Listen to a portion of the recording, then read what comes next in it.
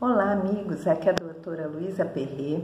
Vim através desse vídeo esclarecer várias dúvidas sobre a questão da epidemia, que para muitos de vocês ainda está um pouco confuso, as pessoas estão sem saber o que fazer diante das informações que estão sendo divulgadas e também diante de alguns sintomas, como proceder quando começam a sentir alguma coisa.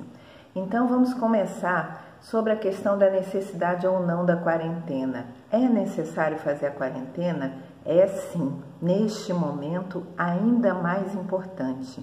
De acordo com o que vem acontecendo em todos os países e agora no nosso, a distribuição desta doença da Covid, que é o que nós estamos tratando, ela começa num crescimento de casos e num crescimento de mortes que vai aumentando até chegar num pico máximo.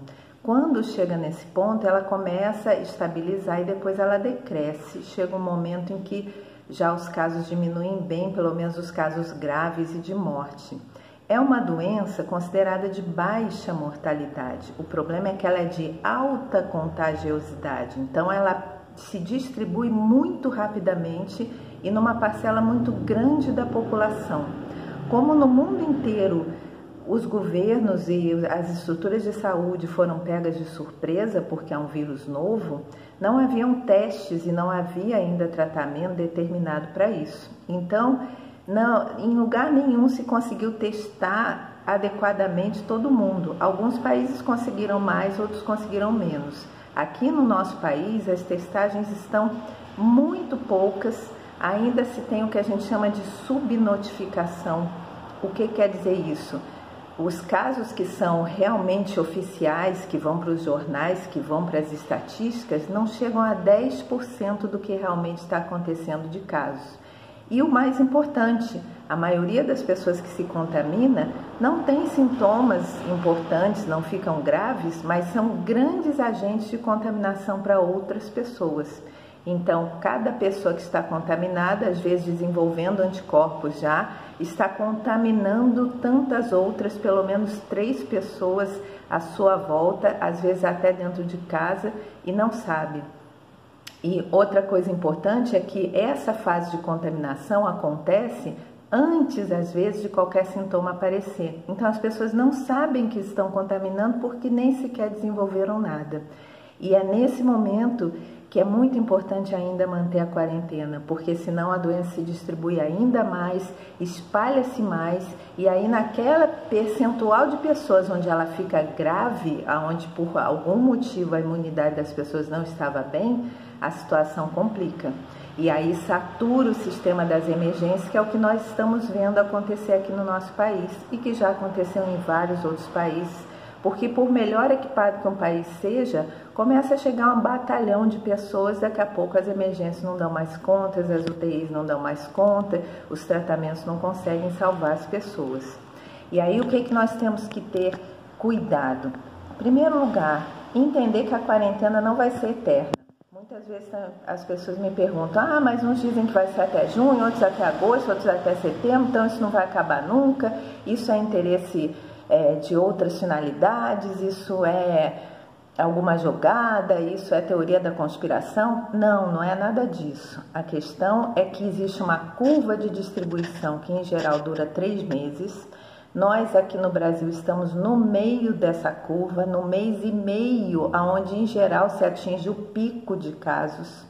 Então nós ainda teremos pelo menos um mês, mês e meio, até que os casos comecem a baixar. Às vezes um pouco antes, às vezes um pouco depois, mas em todos os países que tiveram já os casos mais avançados do que os nossos e andaram na nossa frente, lá para os 3 meses os casos começam a baixar, as internações a diminuir, as mortes a diminuir, as pessoas podem aos poucos ir retomando as suas vidas. Então vão ter lugares que não vão estar com os casos tão exacerbados e que vai se podendo voltar à normalidade antes, e isso os governos vão decidindo, e lugares onde é preciso manter uma quarentena mais fechada e também os governantes vão decidindo, vão orientando a população.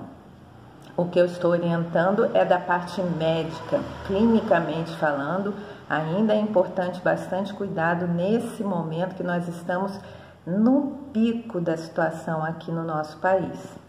Agora vamos para dúvidas sobre o que fazer quando se tem algum sintoma. Nós temos duas questões, duas formas de apresentação dessa doença. Uma é a forma branda. Existe aquela onde a pessoa não tem nada, não sabe nem que teve, não desenvolveu sintoma nenhum e quando viu já está com os anticorpos. Às vezes vai testar por qualquer outro motivo ou até por curiosidade já está com anticorpos e nem sabia.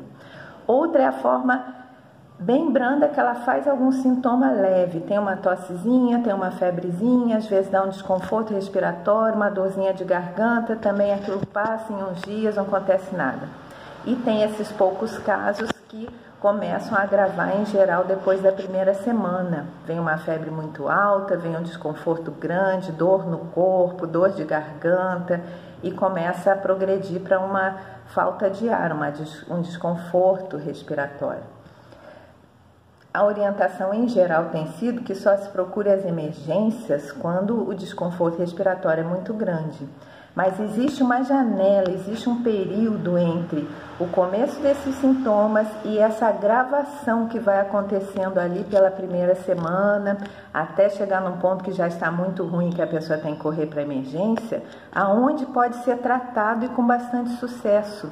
E aí, ainda que não se tenha um tratamento específico, objetivo, só aquele remédio que vai resolver, já se tem vários protocolos que os bons médicos já sabem o que podem passar e que resolvem muitas vezes a situação e evitam a pessoa de desenvolver sintomas graves. Então, existem vários antibióticos sendo usados, existem várias substâncias que impedem formação de uma disseminação para uma infecção mais grave. Existem vários recursos que podem ser dados para as pessoas nesse ponto intermediário entre o sintoma muito leve e o sintoma muito grave.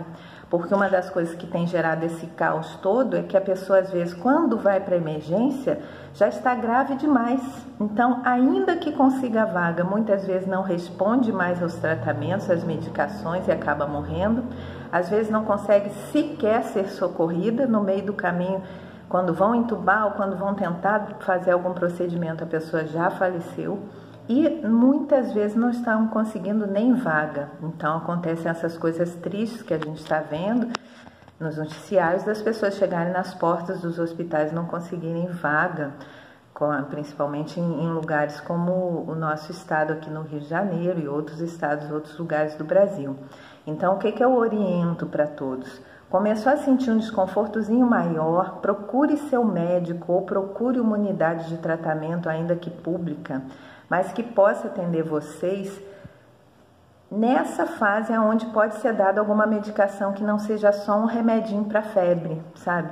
Quando alguém orientar, não, toma só um Tilenol e observe, só quando ficar muito ruim que vai para emergência, já não é mais essa a orientação. Precisa, às vezes, entrar com uma medicação mais forte, com um antibiótico. Então, procurem quem tiver seus médicos de confiança, quem conseguir um atendimento online, virtual, procure seus médicos. Quem puder ir a uma unidade de saúde do SUS que esteja funcionando, ou algum atendimento por teleatendimento, porque aí vocês podem conseguir muitas vezes evitar o progresso da doença para uma situação mais grave.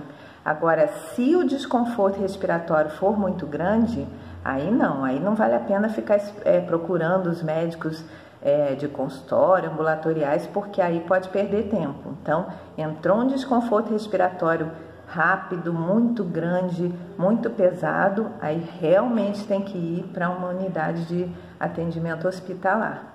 Então, espero que isso tenha esclarecido vocês, que vocês consigam ficar mais tranquilos. As pessoas têm estado muito confusas, um pouco assustadas também com tudo isso, sem saber como se comportar, tanto diante do isolamento ou não, quanto diante dos sintomas.